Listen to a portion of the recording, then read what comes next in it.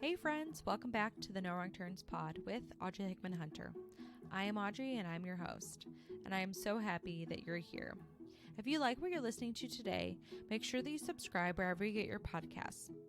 Every other Tuesday, we have an awesome guest to come on and chat about their story, their passions, and how their passions have evolved and grown throughout their story.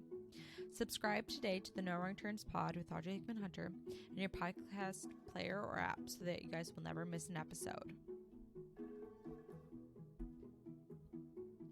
Hey friends, happy Tuesday. Hello, I have missed you all. I hope that your Christmas and New Year's celebrations went well. My husband and I were able to celebrate our second wedding anniversary with a little social distance, COVID-style ski trip up in Minnesota. We were able to ski at two different ski locations, Spirit and Lutzen. And if you are a Midwest skier, I would highly recommend either. But I have to say, I enjoyed Lutzen because they had a ton of runs. 85 out of the 95 were open while we were there. And we happened to get some fresh powder, so that was pretty awesome. Last week, Wednesday, January 6th, 2021, is a day that I'll never forget. For myself, I was eating a late lunch at work, and then all of a sudden I had some multiple notifications popping up at me. So I turned on the news and started following what was going on at the Capitol and the intense series of events that took place with the white supremacists breaking in and causing the members of Congress to have to stop and flee from their chambers. I am sure that you too will not soon forget where you are and what you are doing on that day. Friends, if you are interested in being in a small group setting for listening, discussion, and action work with a main focus on racial injustice and racial reconciliation, I would invite you to consider joining my book club. Our January book selection is Uncomfortable Conversations with a Black Man by Emmanuel Acho. If you are interested in joining the conversation, our next book club is meeting on Tuesday, January 19th at 7:30 p.m. Chicago time. DM us on our social medias at No Wrong Turns Pod, or you can email us at nowrongturnspod@gmail.com. Listeners, welcome to our 30th episode and the first episode of 2021. Today on the podcast, we have Kelsey Kemp. Kelsey is an 8th generation Texan. Growing up, Kelsey practiced ballet. She took ballet so seriously that she began a program where she trained in the morning and in the evenings, and in the in-between times, she did homeschooling. Around the age of 16, Kelsey and her twin began a YouTube channel, basically a content marketing that her twin still runs today about ballet. And at the same time, Kelsey also began a customizable ballet bag business with her mother. During her time attending a ballet boarding school, Kelsey got severely hurt and was told by doctors that she was no longer able to practice ballet. As you would imagine, Kelsey was completely devastated that her one passion was now gone. Kelsey yearned to find something that she could be as passionate about as she was about ballet. She did all of the career tests, personality tests, and pondered what was next for her. Then, through a series of events, not being content with her day job and explaining to close friends her ideas, Kelsey took the next step with her passion of career coaching. You are for sure going to want to lean in and not miss hearing Kelsey's story as she highlights her passions of ballet, finding your next passion, and career coaching. No matter if this is your story and you can relate to her or not, I believe that there is something in this episode for you. All right, here's my conversation with Kelsey. Welcome to the No Wrong Turns podcast. Today on the podcast, we have Kelsey Kemp. Hello, Kelsey. Hello. Oh my gosh, I'm so excited to be here. And as I was mentioning before we started recording, I love the name of this podcast. And I am here and excited to talk about my story and just embrace the fact that, there are no wrong turns. That sounded like it was very prepared and cheesy. It totally was not and came from the heart, but no matter. I'm doing great. Thanks. Awesome. Well, thank you so much. We're so excited to hear about your story and your passions. Can you tell the listeners just maybe like a 30, 60-second kind of summary, who you are, where you're from, any fun facts? Yes. Oh, the nutshell. We love it. So in a nutshell, I live in Austin, Texas. A fun fact there is that I am 8th generation Texan. So like Oh, wow. as they come, and very proud of it. I love my home state and I live in the capital of it. And I am a career coach and I specialize in helping Christians discern their unique calling and then actually and practically land a job that will pay them to fulfill that calling, so their life's work is something that they could actually find a sustainable career in. And so I have been doing that. I started my career coaching practice 2.5 years ago, actually this month.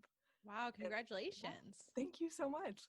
So that's me in a nutshell. I think the only other fun fact, no, I'm gonna throw out two if I can be Go super for it. indulgent.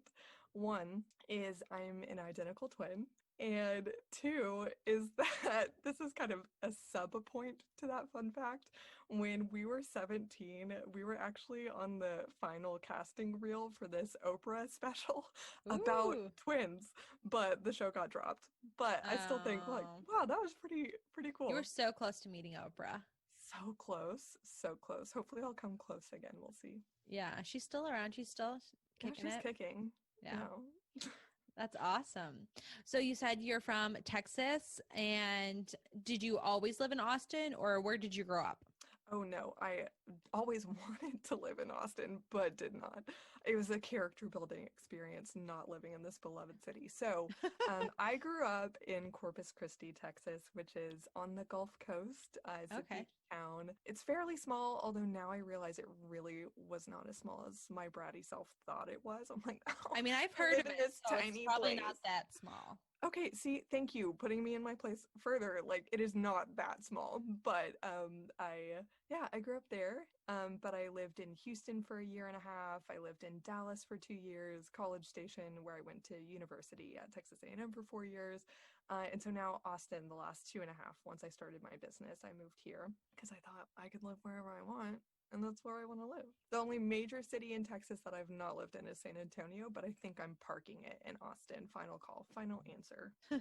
That's awesome. So you grew up like kind of all around, but mainly starting in Corpus Christi? Yeah, for 17 years. Okay. So like the majority of your childhood? Oh yeah, for sure. Okay. So when you were growing up, what were some of like, like in elementary, maybe starting middle school, what can you tell us like a little bit about like what life was like for you, maybe some interests or hobbies that you had? Yes. Oh my gosh. A headliner hobby was definitely ballet. I started when I was 6, and funny enough, I really did not fall in love with it right away. I think like many young girls might. And then they burn out of it fast. I think it was like a slow growth. Me. Oh yeah, okay. Kind of like Girl Scouts. A lot of people are like, "Oh yeah, I was a Girl Scout. I was a brownie." I'm like, "Homie, don't talk to me until you got that like gold award, okay?" But no, actually, were you a Girl Scout too? Yes. Oh my gosh, I don't know why I'm saying that. Like, I'm a diehard for it. I really resented it most of the time. That wasn't. Please remove that from the conversation about. It's not aligning with the topic of passions, more of something that my mom was having me do. So gotcha. I had a better shot at getting into college. But yeah, ballet was a huge part in my life. Once I turned 12, I realized that I wanted to pursue it professionally. So I started training morning and night, and I was homeschooled, and which really was such a sweet package with being a Girl Scout homeschooled person. Yeah, so wait, I got a question. So when you say yeah. morning and night, the only other time available, I guess, in that time I hear is the afternoon. So were you just like dancing like all morning till lunchtime, and then school, and then back to ballet in the after school time? Exactly. So I would wake up early and start off school at about 7, and then I would go to ballet class at 10 until, or 9. No, I think it was usually 10 to 12, and then I would do about 5 to 9. And that was my schedule. Yeah, maybe sometimes 6 to 9. Still? And on Saturdays. Fridays and Sundays sometimes as well. I think Friday was my only day off. But I was if you want to talk about passions, oh man, I was living for ballet. But I did a lot of other things growing up. I think I was pretty entrepreneurial from the start, which is no wonder, I think, because of my family, my parents, as well as both sets of grandparents were all pretty entrepreneurial. So it just was something I always looked up to. My family always just kind of have an interest, make it into a business. Why don't you? So wow. they always kind of instilled that belief in me that you could do it. It's just apply yourself, and with some hard work and smart work, why not? Just go after it. Yeah, I like how you said that, hard work and smart work. Like, Yeah. I always heard that saying, like, work smarter, not harder. Have you heard of that? Oh, absolutely. It's something that you kind of figure out naturally over time once you realize, oh, just hard work doesn't actually make all the wheels turn, you know? Totally. So for the ballet, you said you like started more seriously when you were 12. And then how did that look like going forward? Like to Intense. for middle school, and so you finished out middle school and you were still doing ballet like intensely. Oh, And yeah. then what did high school look like for you? So it's even more intense. So my mom had always kept my sister and I, she encouraged us to pursue a lot of different activities, keep us very engaged. So over time, from I guess 6 to 12 years old, a lot of those got weeded out, obviously. Like karate, golf, painting, swimming. I was really into the competitive swimming as well. But Wow. so I just got more and more focused over time. So once after 12, I was deciding to only be focused, and even like stopping music lessons, only be focused on ballet. That just got more and more. So I was going away every summer for between 4 to 6 weeks for these different training programs in Alabama, Houston, New York, San Francisco. And I would it was just doing a lot of training. In addition to, in high school, I started dual credit courses because, again, I'm very grateful that my parents always did encourage me. They allowed me to follow my passion of ballet. They very much supported that, but they really, really were so great about not shaming that desire, while still kind of subliminally giving us a safety net, still encouraging this culture of business and academics and other aspects to my life and the way I thought about my life. So if and when I got so injured, inevitably, like even in the best case scenario, most professional dancers can only make it, and I'm saying at best, up to their 30s. Oh, wow. And you will see some exceptional cases. They're so rare, of someone getting to dance until they're 40, maybe 50. I have once seen 60, but that's really unheard of. It's so unheard of. So obviously that is not a lifetime career. So they were really still helping us to honor what we were passionate about at the time, but still be strong in academics, still have the mindset that one day I will go to college, while also encouraging me to nurture that entrepreneurial instinct and desire that I always had. So I started a company when I was 16. Oh, wow. And I, along with that, started doing what I now know is content marketing. All I knew at the time was there was this new thing called YouTube, and not too many people were on it. And I just thought, like, wow, I could have a channel. Why not? I kind of love that can-do spirit. Yeah. And so why don't I do a channel about ballet advice, and just be giving advice about, and commentaries and entertaining things as well, on how to pursue a career as a professional ballet dancer. Obviously very intense, as I mentioned before. So there's a lot to it. It's all kind of all consuming. So I started that YouTube channel and I started this company creating customized, what are called dance bags. It's really just a utility bag or a tote that's especially designed for a ballet dancer's needs, their different products, and how they like to separate all of that and what they need to carry with them throughout their days, their training, their rehearsals, their performances, as well as making them customizable and just providing a lot of different fabric options and beautiful designs, because at the time I noticed that there were only these hideous vinyl black or like pink with zebra bags that were just kind of like a one huge bucket, like catch-all.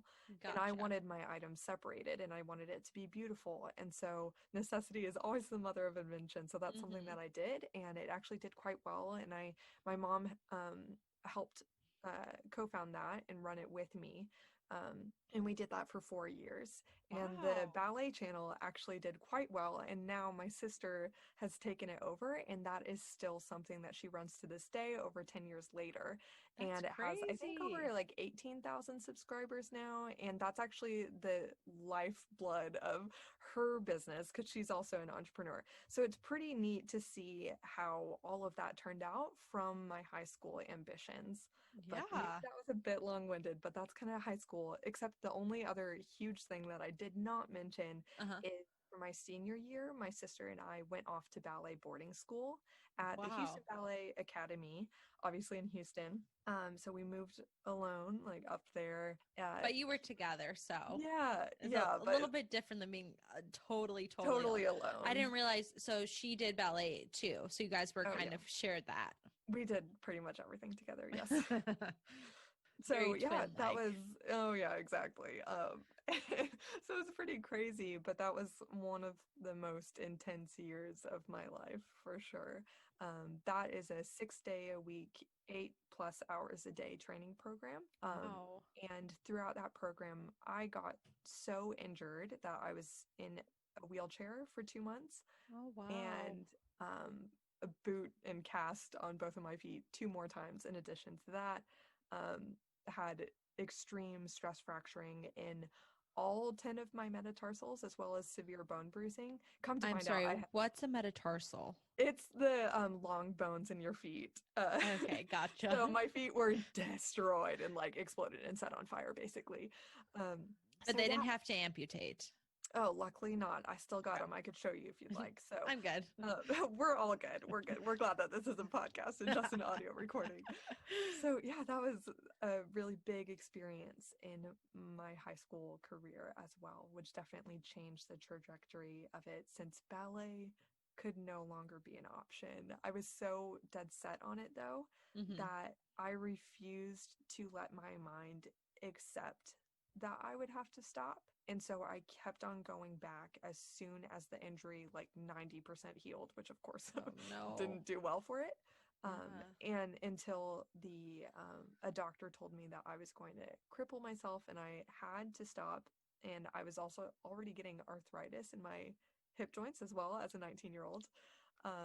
So yes. Oh no. I had to stop. So on a dime, that must have been devastating. Oh, to say the least. Exactly. My singular ambition from 12. So I have to ask, so your sister, did she have the same kind of injuries? Actually, that year she was mostly okay. She developed a knee injury, which ended up being very, very difficult and career ending for her in the years to come. But she did, for that time being, get to continue, which was incredibly difficult for me, obviously. I mean, doubly hard. Yeah, seeing my clone essentially live out all my dreams while I was actually stuck in the apartment, because we were in a second floor apartment that didn't have an elevator. And so I couldn't leave unless she picked me up out of my wheelchair and put me on the couch, folded up my wheelchair, took it downstairs, set it back up, came back up to get me, carried me down, put me up there in the wheelchair, and went back up to lock the apartment. And we also weren't on great terms at the time, so she didn't do that very often. So I didn't get out. Yeah. Goodness. That was a character building year for sure. To see all of my dreams dismantled completely and have to build new ones. Yeah, that I like now, like you saying about your parents, like allowing you to pursue your passions and your dreams, but at the same time making sure that there's a safety net. Like, Right. Praise God for them. Yeah, I mean, that's awesome that they did that. Not awesome about what happened to you, obviously. Of course. Yeah. But Wow. all of that was still an extreme privilege to even get a shot at. Mhm. So I am very, very grateful, but of course that was so difficult. Hey, listeners. Some of you may have heard a big part of my story on how I started this podcast. During my day job, I get to listen to podcasts all day long as I work. The ones that I really enjoy are ones that encompass someone's story and their passions. And since I am an avid podcast listener, I wanted to start sharing podcasts and podcast episodes that I have enjoyed and that I think you will enjoy as well. This week, I wanted to share with you a podcast called The Commuter Bible. This podcast breaks down the Bible into 5 weekly episodes and in 1 year walks you through reading the whole Bible. Something that I really enjoy about this podcast is that John Ross, the podcast host, gives a little bit of context with the text being read each day. I'm excited to add the Commuter Bible to my daily work podcast list. I will link the podcast details in the show notes. So that was your senior year. So you were probably going into that year thinking in your head, I have these plans for the future. Mm-hmm. And then at the end of your senior year thinking, what were you thinking? Because your plans were probably, I'm guessing, destroyed. Dismantled sounds better. Obliterated. No, let's say that. That would be a fair description, I think. And so the timing of it all was that I had just finished high school. I had just struggled through finishing up that first year and only year for me at the Houston Ballet Academy. My sister continued on, but it was June when that doctor said what he did, that I could no longer continue, as well as the director of the ballet school refusing to let me come back. So that was really, I think God knew that I would have still been tempted to ignore the doctor. Yeah. But they said, you are too injured. You are not invited back to our summer program or next year's term, which cue me sitting in the office with the director of the school and the ballet mistress. That's kind of like another word for the secondary program director, telling me you're officially done. That made it all so real. Cue like crying honestly harder than I have ever since cried in my life, gasping for air, being mortified and so embarrassed because I'm still in their presence. And it's like a very, very intense, strict culture. Like you don't show emotions. And hearing them not say a single thing complimentary to me, it's very harsh. It's a very harsh world in that ballet realm. Not saying a single kind thing to me throughout the whole year, being very harsh on me, and then starting the conversation with, listen, we think you're a smart girl, you should go to college. And I just was, oh my gosh, yeah, just it sucked the air out of me. So I left that office.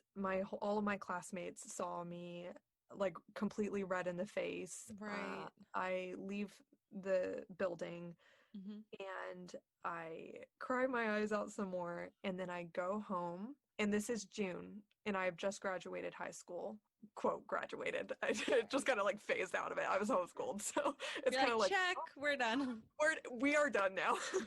And I drove home, and that afternoon I just opened up my computer and I started Googling colleges, and I just didn't really cry about it again for another 2 weeks or so, until of course the emotions do catch up to you again. But by that time I had just already researched programs. I had signed up for an ACT prep course. I scheduled my ACT exam, and I was like planning to tour colleges, and I got a job, a retail job at Anthropologie. Nice store. And so it was fun. And so all I could do was pick up my life and move on, I think. Wow, that I didn't even think about that. Also too, like, because usually like you take your ACT like junior year, Oh yeah, no. and I then was not like prepared. junior year, like sophomore year, you're kind of thinking about the schools. Junior year, you're really hitting it hard, like touring places. Yes. And then senior year, you already know like where you're applying to. You just got to apply. But you're already at the end of senior year Yes. and you're like having to figure all of this stuff out. Like also too, well, at least for me when I was in high school, the school kind of had like a guidance counselors that helped you, and they had the ACT set up, like, so you kind of knew you had that stuff along the way. So I didn't really have to do that much, but you had to figure all that out for yourself. Yeah, I mean, luckily Google makes all sorts of things go around, including my business. I built my business on Google, like one Google at a time, basically. So I did figure it out. But of course, you could probably assume that because of the timing of things, I could not enter college that fall. You did it? Well, no, of course not, with my typical age group. So I started as soon as I could, though, the next spring. So, and then I graduated college in 3.5 years, still staying with that. So I graduated college. That was like the first time that I had kind of been on a normal pace with my age group, I think. Nice. So then, where did you end up going to college? Like, walk us to how we got from anthropology to college. Yeah, well, my parents made that pretty simple for me. I went to Texas A&M University, gig 'em Aggies. I guess that's the thing to say. I'm acting like I have so much school spirit. I'm kind of a cynic, actually. Just kidding. I love it, and I will totally force my kids to go there. We don't know. Did you hear the split personality in there? I'm really not sure how to feel about where I went to university. I think it's great. I don't know. Did your parents go there? Is that why you said? My dad did, and it's like a very big, I guess, a lot of school spirit. It's very typical for family lines to go there, I guess. Okay, like gotcha. a legacy. And so my dad had always dreamed that I would go there too. And so that was actually a pretty tough experience. I think he had been so gracious with me and let me pursue all of my passions and ballet to the nth degree that once I had to go to college, because I'm like, what else am I going to do? And yeah, I did always want to go, so I'm going to go now. He was kind of, this is my territory now, and so you have to go where I say. Wow. And so, of course, do I know now that he just loved it so much that he wanted me to enjoy it too? Yeah, but did my teenage self think it was all that grand and gracious to be told, like, oh, actually you have to go here, or I'm not going to help you with college? I'm like, oh, right, I would have said it differently. But okay. Yeah, so my parents were kind of like, you could waste your own, this sounds very harsh, they're very kind, but it was a very tense time in our lives, I think. They just said you could waste your own money paying for application fees to different colleges that you're not going to go to, or you could apply to Texas A&M and Texas State University, my mom's alma mater, as a backup. But yeah, I got into A&M and I went to the business school there.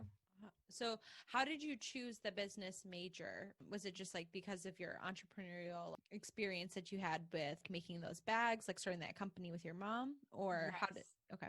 I think it was always, my family is just pretty businessy, and plus it's just such a practical major that I think that we always talked about it that way. And I don't even know if it was just inherent or suggested, probably a mixture of both, but I always knew that I wanted to be a business major. And a lot of people told me, oh, you're homeschooled, that's just going to look like you're dumb and don't have any track record. You're probably not going to get into A&M. You're definitely not going to get into the business school. You should just try to get into an easier major and then see if you could transfer in. I was like, no. Wow. So, who are these people? That's so harsh. Yeah, I think it was just, yeah, who knows? I did experience quite a bit of bullying because I was homeschooled. But anyway, so yeah, I always knew that I wanted to be a business major, and luckily I got in and it was all as well. Awesome.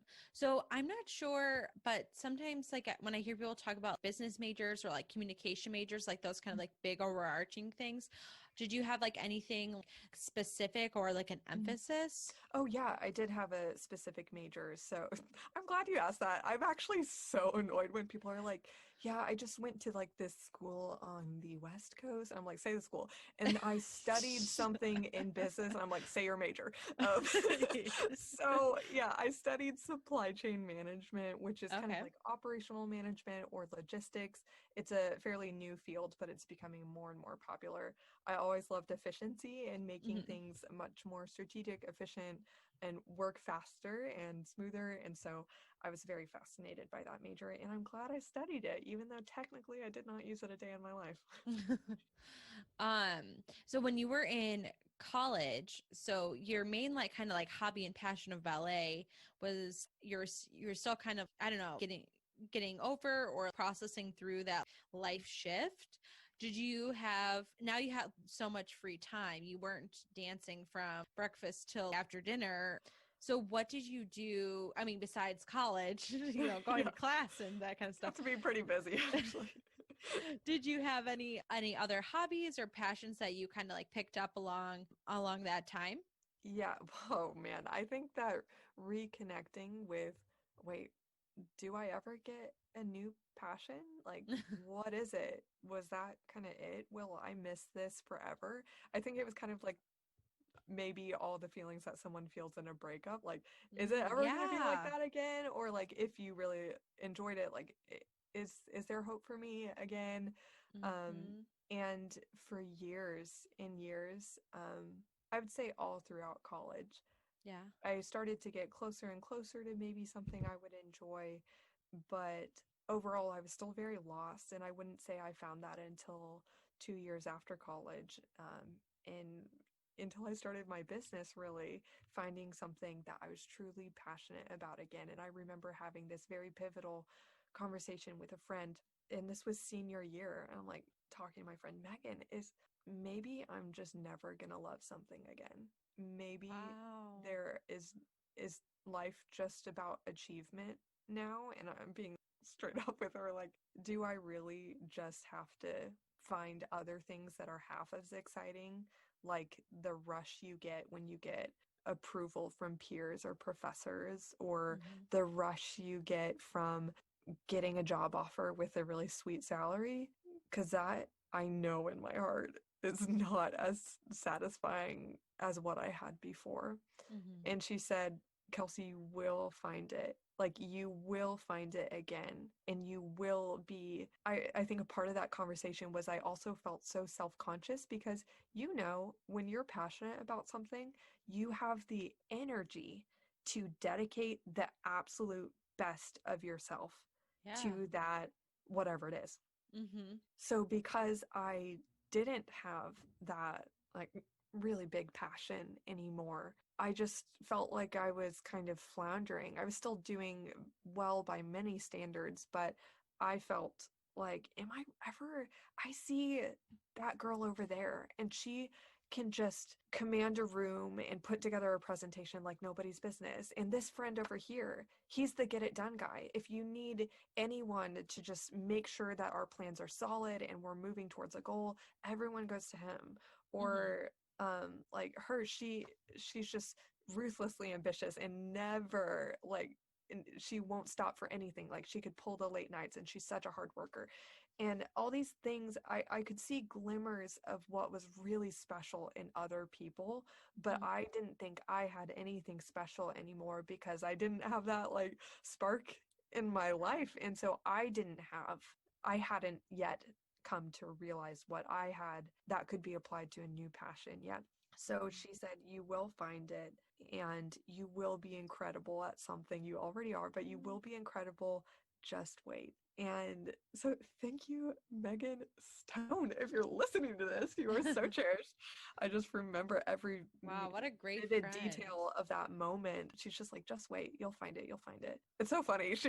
We had a happy hour like 2 weeks ago now, like adults like 5 years later, and I'm kind of talking with her about a similar topic, because to be honest, like nobody's asking this, but it's so interesting, these themes that come back up in our life again, of having recently gone through a breakup and actually asking those same questions, like, will I find something like that again? And I could almost cry now.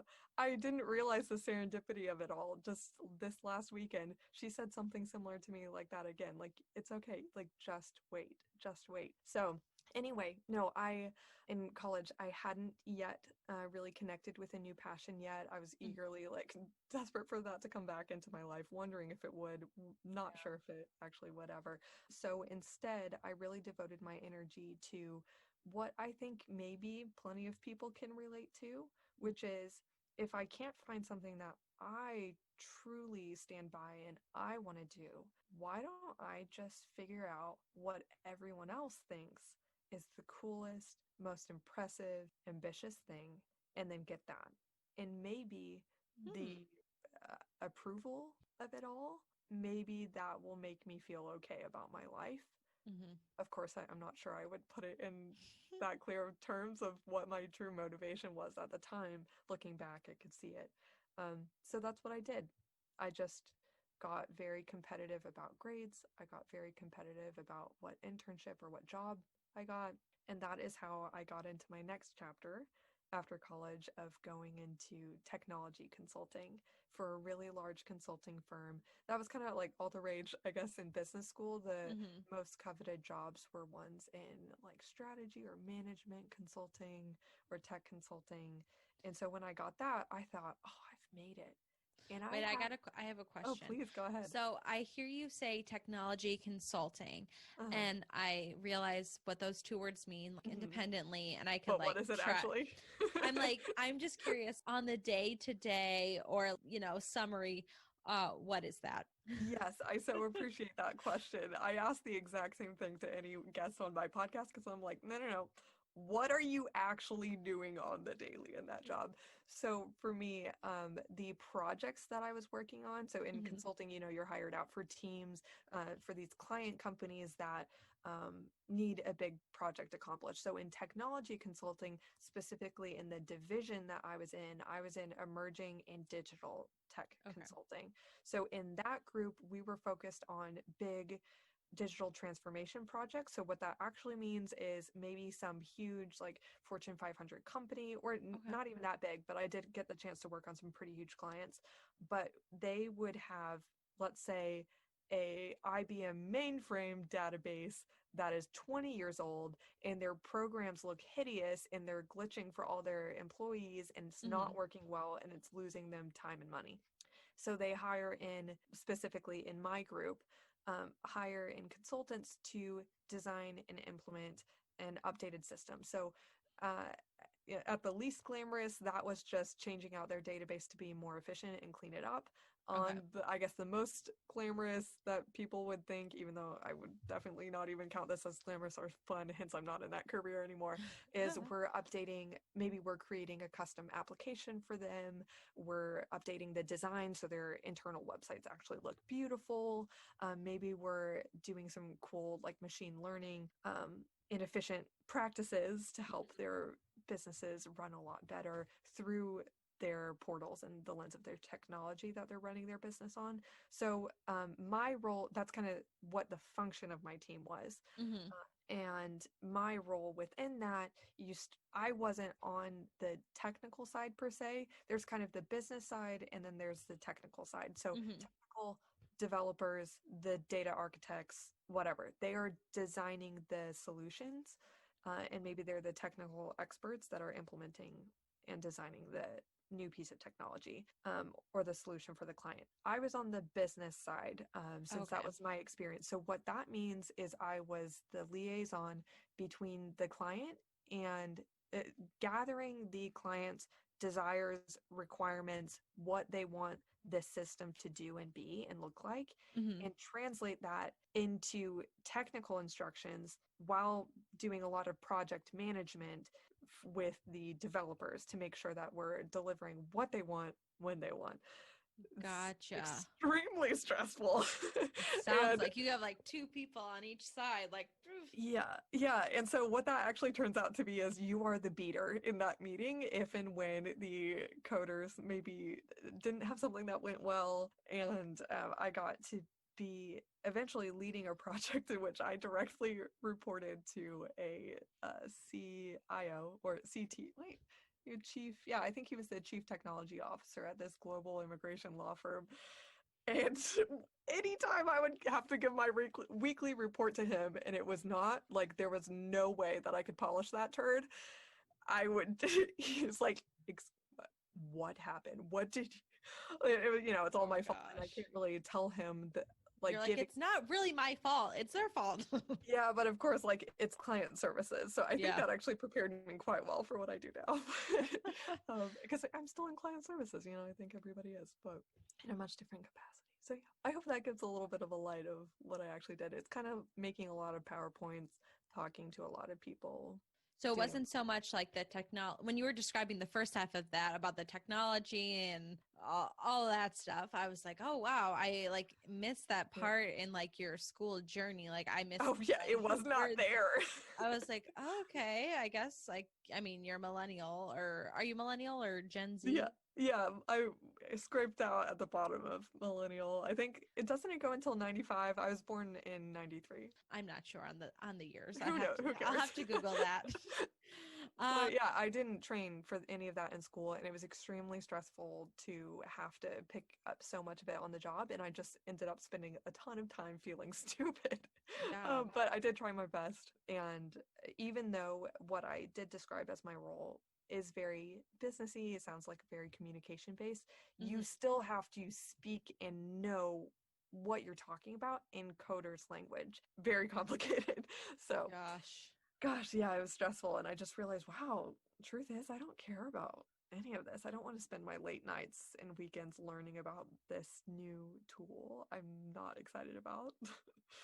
Wow. How long did you do that, and how long did it take you to figure out that wasn't going to be like a career path for you? Yeah, I would say, so I was in that position for 2 years with the company, and I think it was after the first year, I could probably say earlier, but it definitely after the first year, I thought, oh no, this is not the career for me at all. But, cue all the terrifying questions. Well, then what else?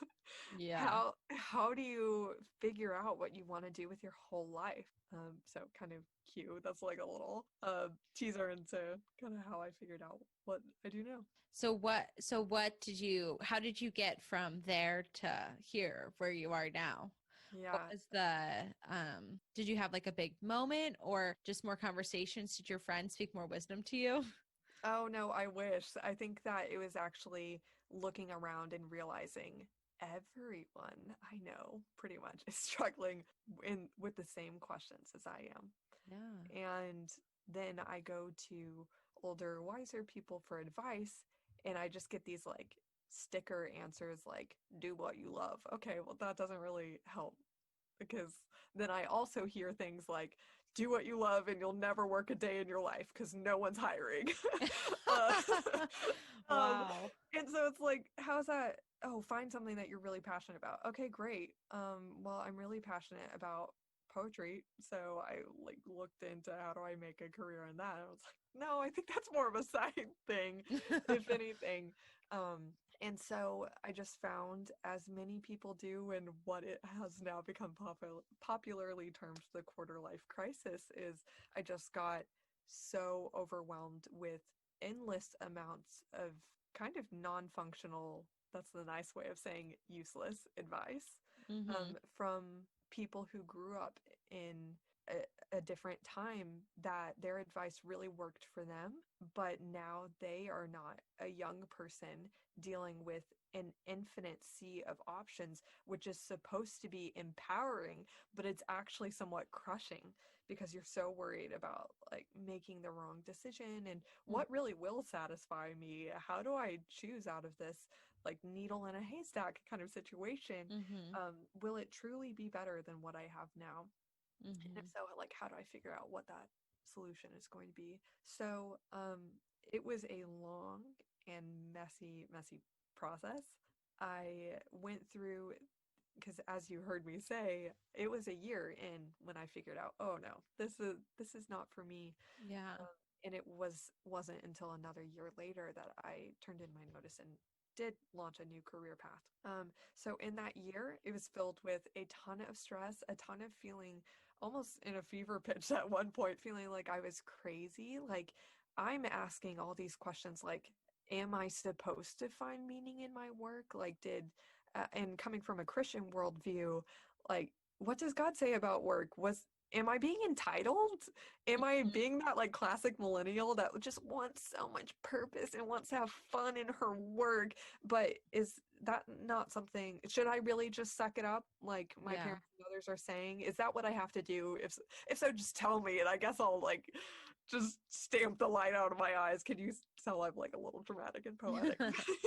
And so it was very confusing. I ended up taking like every personality test on the planet, hoping that would give me an answer as to what career path would be a good fit for me that's actually satisfying, while also being terrified that the answer would end up being that I would be in a career that's completely different than what I had any experience in. And going on LinkedIn job postings, just feeling like every even entry-level position in a new industry already requires that you have like a bachelor's in that field and 2 years of internship experience, and I don't have that. So I guess I can't even change industries. And so just getting very defeated, worried also with a ton of things, like if I make some crazy change that is not aligned with what anyone expected of me, not aligned with what any of my peers from business school are doing, fearing the judgment from that. Am I going to be seen as a failure? Which, that's what I was kind of living for before, to be seen as a success, which is how I got in such a position that was so unaligned with who I am. And so, yeah, there were so many stressors associated with that. I found it incredibly confusing. I just wished that someone could give me a clear path to confidently discern what I felt called to do. I would love for someone to give me a clear answer from a Christian perspective of like, am I being entitled? What is God's will for my life? I don't know. Was work designed to be a gift or a character building curse? I don't know. And so that's when, after I got to my most frustrating point, feeling that I had explored every avenue that kind of traditional advice led me down, and as much as Google could offer me in terms of career coaching for free, I realized, whoa, wait, back up. Didn't you always know that you wanted to start a business one day? And how did you start businesses before? It's with the realization, that age-old realization, that necessity is the mother of invention. And so what is the biggest necessity in my life right now? If anyone could come into my life and solve the most meaningful problem that I would just like want to kiss their face and say, thank you, you changed my life, and I will ask for nothing less. This is the most meaningful problem that anyone could have ever relieved me of. It would be helping me confidently find a career that would be an excellent, satisfying, long-term match for me, in which I could serve with the best of my abilities and actually fulfill what my friend Megan said, which is, Kelsey, you will find that passion again one day. You will find it, and you will get to work in it. And so could someone help me figure that out? And I realized, okay, well, I think you have to be that person. You have to figure, if that is the most meaningful problem that someone could ever solve for you, then I think I would be very, very satisfied and fulfilled with knowing I could help other people through this. So I'm pretty sure that's a good lead there. This week in our sponsor spot is me, Audrey in the No Wrong Turns pod. I wanted to share with you a new project for the pod called 52 Weeks of Gratitude and Joy. This year, my focus has oftentimes been on what isn't happening and the negatives. While there is much work to be done, and at the same time, I want to make sure to focus on the things that we can be grateful for and the things that bring joy. Keep your eyes out on our social media posts. and let us know what you are grateful for and what is bringing you joy in 2021. All right, back to Kelsey's story. After a few more endless Google searches, I ended up realizing that career coaching is a profession. I really wasn't aware of that before. I knew of career advising, academic advising, but being an independent career coach with a specific niche or specialty in like a personally branded business, that's definitely something I never considered before. And so realizing, whoa, I could do this. It was scary because that does kind of match up with some fears I had before. Oh my gosh, I don't know anyone who does this. Oh my gosh, am I gonna look crazy? Oh my gosh, I'm not trained in this. Yeah. I don't know how to solve this problem yet. How am I going to solve that for other people? But yeah, I could go on and on about how I ended up bridging the gap, but that is how I realized, okay, at least I have a really dang good lead of what I think my passion could be. So you figured out what your passion could be, which is very exciting to like make it to that point. Yes. But then what did you do after that? Did you need more training and schooling, or is this something that you just kind of were like, let me just like Google and figure this out? Or more Googling? Yeah. Well, so how I got from that moment of realizing, okay, I think that this is a good lead, to actually launching the business and figuring out what that business would even be, and then turning in my notice and making it happen. That was, I think just like a 4-month process. So given the whole arc of things, wow. that actually, it sped up pretty quick. It sped up quite a bit. And I think it happened a lot faster than I thought. So how it all worked out was, the first person I admitted it to was my best friend, Renee. I took her to an Olive Garden with this gift card I had. I was like, Renee, we gotta hang out. And I had like sweaty armpits. This is so funny how, I don't know if you ever encounter this, but I certainly have in my career coaching conversations. I realized that most people don't even tell their best friend what their craziest dream is, like their most closely held dream. And I thought, oh my gosh, I think I'm actually all about this, but it sounds too crazy. And even my like most non-judgmental person in the friend in the world, like my best friend, I was nervous to say it out loud, I think, but she was the first person I admitted it to. And I said, does that sound crazy? You know me so well. Does that sound like something I would actually be fulfilled at, good at? Does this sound like a good idea, a stupid idea? Just tell me exactly what you think. And she lit up and said, I think that this is an incredible idea for you. It makes a lot of sense. I hear your passion and your logic behind it. I think this could be really good. Plus, this is the magic of saying what you dream and telling people what you want. They can help you. Guess what? I had no idea that her uncle happened to be a leadership development coach, definitely a different specialty within the coaching industry, but I had never even met someone who had a job like this. She hooked me up on the phone with him in a consultation, or like an assessment that he does that should have cost me $350. He ended up doing it for free out of the kindness of his heart, because I'm Renee's best friend. And in that, it was such a blessing. He got to tell me a little bit more about his experience. He did this special personality and almost like career assessment test on me. And long story short, it ended up being the most affirming conversation possible.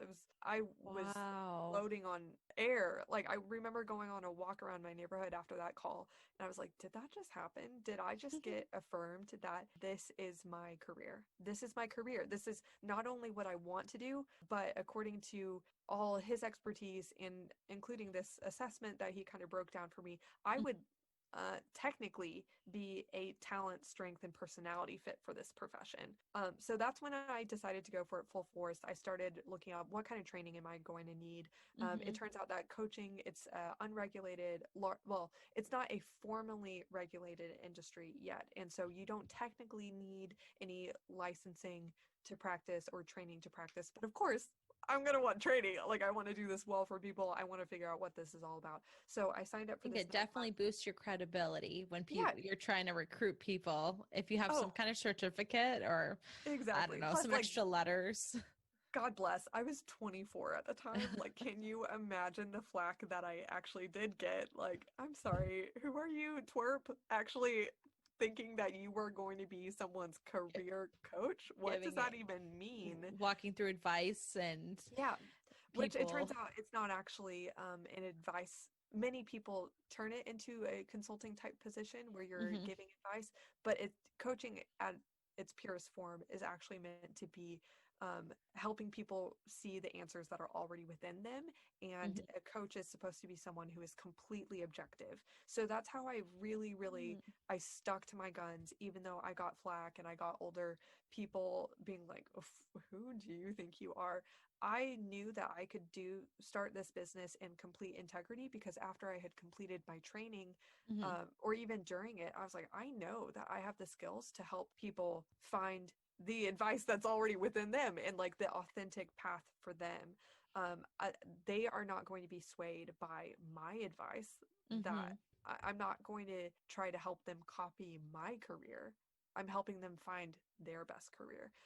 So that's how I, in complete integrity, can say you do not have to be 50 years old, having all this decades of industry experience to be a quote coach. That would be a mentor that someone is seeking out. So anyway, a little pet peeve that I have with that. But I signed up for a really intense training program, the best I could find. I got my certification in that. I actually ended up quitting my job much earlier than I thought, because I felt so affirmed and so excited and so passionate that I was ready to dive into it full time. And so I did, just about 4 months later. And it was a mess the first year. And I learned so many things from it, of course, and it was so character building, and we could get into as many gritty details as you would like. But yeah, that's when I made the launch. That's awesome. So you went from not sure what passion you could possibly have to stand up to ballet and searching for that.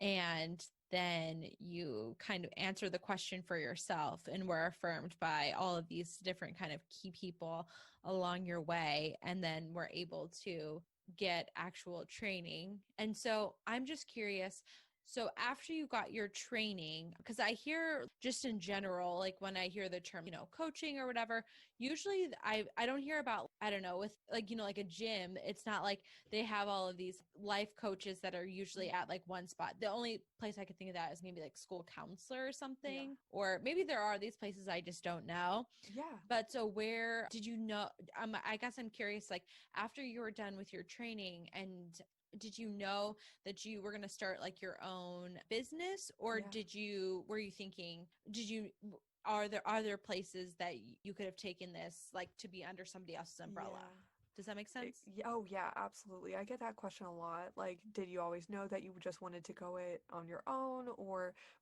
naturally, I think many people would seek to gain employment under someone else. I think I was kind of done with that. Yeah. To sound perfectly millennial-esque.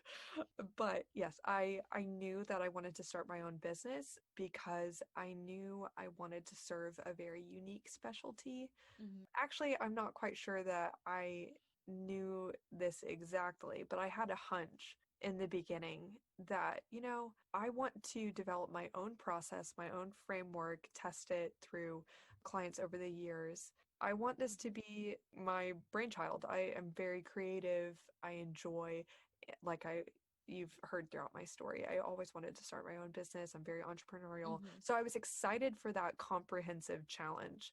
I didn't want necessarily to just go under someone and fulfill their quota and have maybe just be handed a rubric or a framework that I have to follow these certain types of methods in order to get their result. And most of the jobs that I did actually look it up. Okay, what would it look like to be employed as a career coach under maybe an agency, if I could even find that, which I don't, they do exist, but, or more, it's more so a kind of people and org or HR function of it. I hesitate to say it's part of HR. I don't really believe it is, but something of that nature where large companies actually will hire a leadership development or executive coach. But I realized that the specialty I wanted to be in as a career coach is I didn't want to just be, there's a lot of different specialties that you could go in it, but in one of the main ones that people assume is actually just resume writing or interview preparation. I wanted to be an A to Z service provider, providing more of the career, I think what people might consider a career counseling aspect in the beginning of helping someone discern what career is going to be the best match for them, not just taking more of a maybe impersonal assessment, but really working through and connecting with their story of how and why. Like, do they want to help people, in what capacity, for what benefit, in what way, using what talents and your identity and your passions and all this, identifying an actual job opportunity that would be a viable career for them. And then in the end, yes, still getting to all the practical stuff: job search strategy, networking, LinkedIn profile optimization, salary negotiation, resume writing, interview prep, all of that. So over time, I have built it out to be a complete A to Z service for people. So yeah, long story short, I did always want it to be my own thing. So that's what I made it. It was not cute in the beginning at all. You've got to start messy. I tried to pretend that it could be like the most perfect thing, like launching it and being like, look everybody, I quit my job and I started this cool thing, except it was not. My website, I think back on it, and it was like the most atrocious thing. Of course I thought it was cool at the time, but now I realize why I got so many side eyes, because it was like, follow your dreams. Now I'm like, listen, like here's the practical, like, oh, how to do straight, all this stuff. So my website's much different now. So I kind of want to pivot a little bit and ask you a couple of other questions that you may have thought about like throughout your story. And the first one is, do you have a myth or two maybe that you had believed yourself before you found this passion of what would be the the one word name of your passion, like career finding, or helping people discern their calling, especially from a Christian perspective. For those who are come from that worldview, it's very, very meaningful to discern not just what you want to do, but to find what you feel God is calling you to do, which I can't believe I didn't even get into that aspects of my story. I did have these like crazy, insane, like hearing from God moments that definitely shaped my path. But anyway, so yeah, helping people get to that point, that's definitely my passion. So what were some myths that you believed about this passion and career before you had gotten in there, or maybe some myths that you have discovered since that you're like, this is not quite true. People are saying this, but this is not really the experience. Yeah. Well, there's kind of two angles that I'm thinking about, and which one would you like to hear? Because there's kind of like the misconceptions that I had about what this career would be like for me, like my experience in it. And then there's also the side of the huge amount of myths I see my clients struggling with, which is myths like, I actually have to just wait, and it's unfaithful to make any career moves until I know for sure that God is telling me to go in any certain direction. And that's how I see people getting stuck for absolutely years on end, because they're waiting for the writing on the wall, when God actually very, very much intended. And once I did the biblical study, and now I have like all this library of resources, and that's kind of what my podcast is about as well, is helping people understand from a biblical perspective what a calling actually is, and how we're intended to operate in our careers as the gift it was intended to be, a primary source of purpose, and all of this stuff.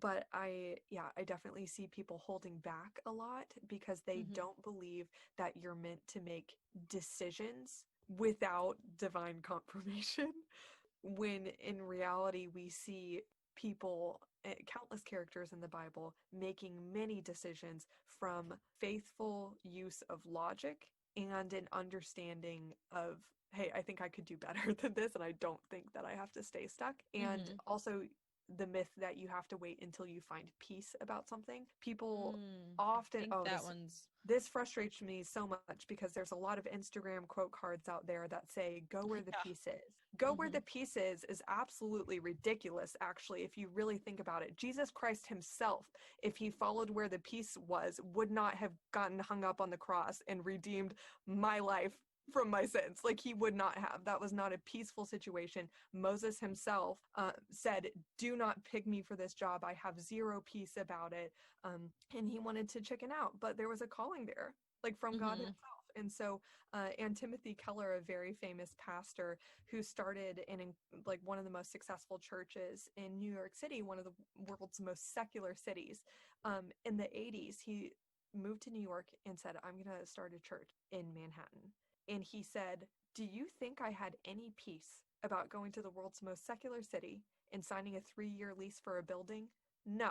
But did I have conviction that this would be a good use of my life? Yes.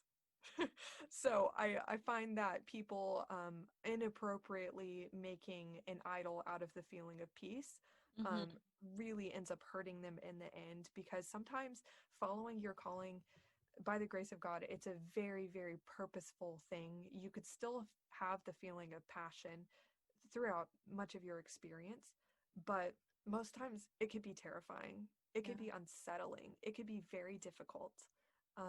But I find that like you kind of always could encounter difficulty because you're always giving something up, right? I felt like I was giving up my potential, giving up my joy, but not giving up any money, you know, and that nice corporate job. I gave up different things for a better trade-off in starting my business.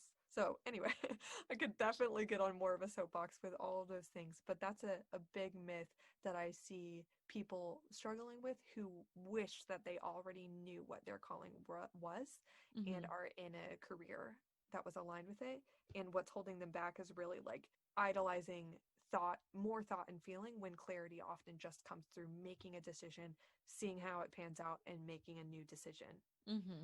Take action. Wow, that's so good.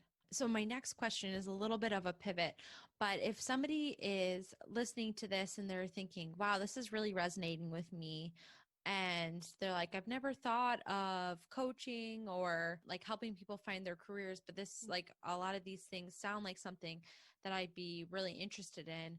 What would you suggest for them for their next steps? Do you have any like resources or, I don't know, things that you could say to them? Yeah, if they wanted to follow a similar path in being a career coach.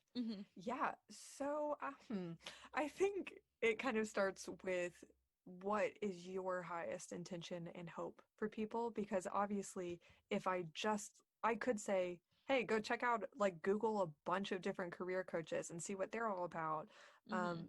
But maybe what you'll find is, you know, I don't really want to help people just with their resume. Like me, I still had to come up with my own solution because I saw a lack of what I wanted.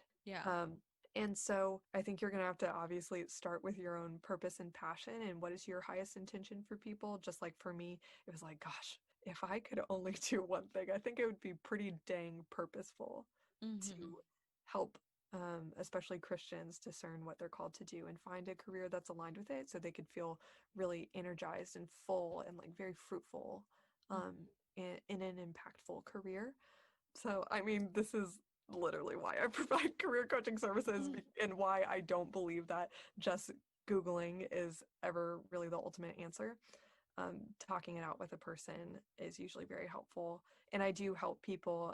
Actually, I do transition into a business consulting type of role for my clients that end up deciding that they would like to start a business. But yeah, I mean, they're welcome to reach out to me, kind of see how I've nestled into my own niche and specialty and be inspired by that.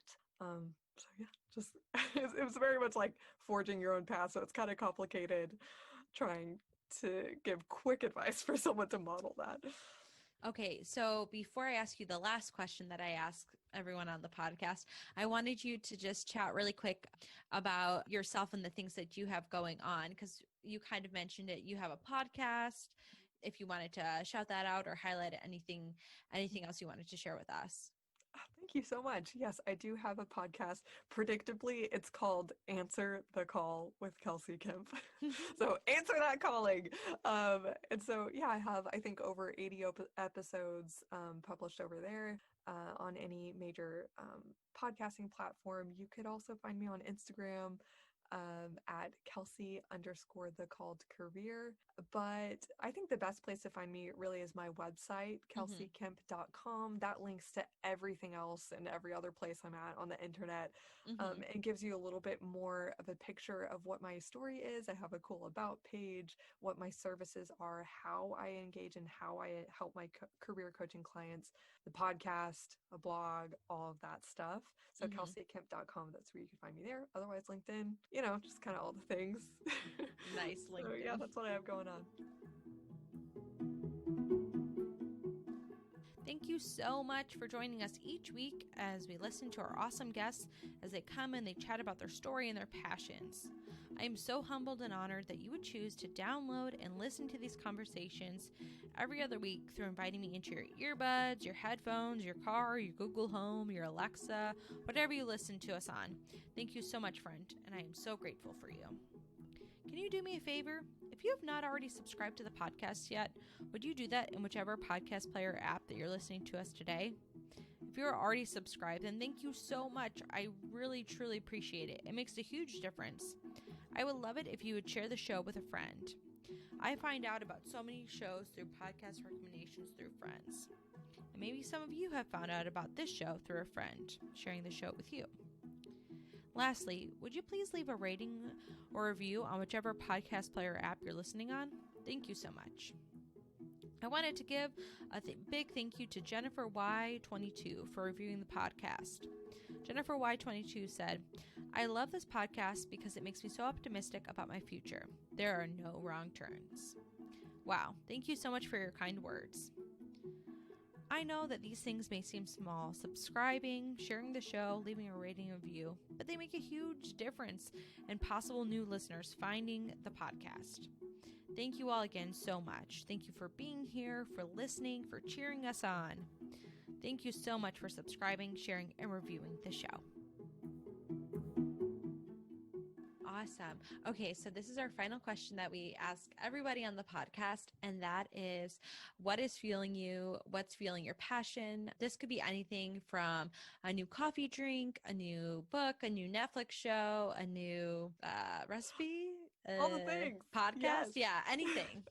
So I love this because I'm going to get really shallow since I went so deep in this interview. So sounds great. My most shallow things that are fueling my career right now and my passion. Actually, I was highly inspired to like level up and be extra ambitious over the last couple of weeks because I've been watching Selling Sunset on Netflix with my sister, and I'm like, okay, y'all are catty, but y'all are super ambitious women, and I am so inspired by that. And so I plus they have a wicked playlist. If you go on Spotify and look up Selling Sunset playlist, oh my gosh, it is like the most like girl power kind of hip hop jams. It is so funny. My sister and I just kind of laugh at the songs, but at the same time, we're kind of like fist pumping a little bit. So that's one thing. The other thing is actually I've been really into just working with these focus tracks on YouTube. Particularly, there's this one YouTube channel called Calmed by Nature, and they have the cutest YouTube videos. They're like 8 hours long of you see the visual of being in this beautiful, cozy, fall time coffee shop, and maybe you could pick different videos so that like maybe there's fire crackling or it's raining or like coffee shop noises or light jazz music or bossa nova, and it just provides such an ambiance and actually a lot more focus in my day. So I love that. Calmed by Nature, hit me up. Wait, what's it called? What's it like? What do you type in YouTube? Calmed by Nature, but you'll find a ton of other YouTube channels like it. You could actually just look up like fall coffee shop work playlist or something like that. Wow. So yeah, that's the other thing. I also really, the third and last thing I'll mention is I've enjoyed listening to a podcast called To Mastery by Jordan Rayner.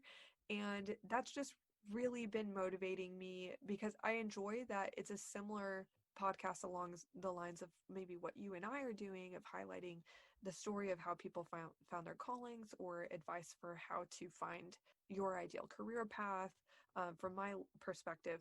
But this perspective is people who have really done amazing, excellent things in their career, talking about how they mastered their craft through a faithful lens. And so I've been very inspired by that, because I've just really been trying to hunker down on being excellent at my own craft and having a lot of personal leadership. And so hopefully I could continue to grow my team and grow my business and kind of be a person that deserves to lead other people and be really good to them. So that's been helping me just pursue a lot of excellence, I think. And there's some cool stories on that podcast too. So Called to Mastery. Awesome. That's so good. Well, Kelsey, thank you so much for sharing your story and sharing your passion with us. I feel like I've learned a lot, and yeah, thank you so much. Oh yeah, thank you so much for having me on.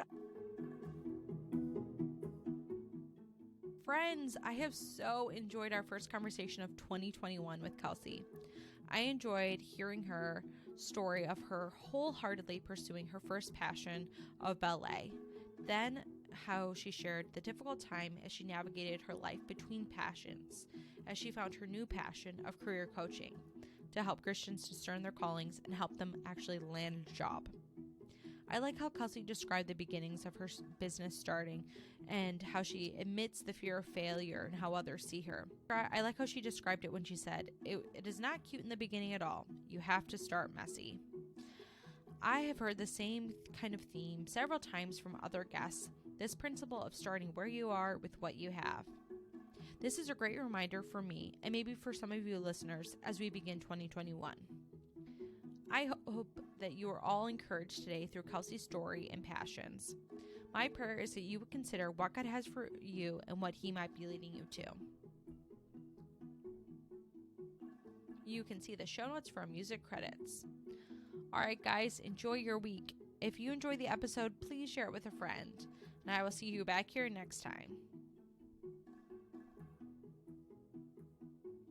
Hey friends, you have just listened to the No Wrong Turns pod with Audrey Hickman-Hunter. I'm Audrey, and I'm your host, and I am so grateful that you are here.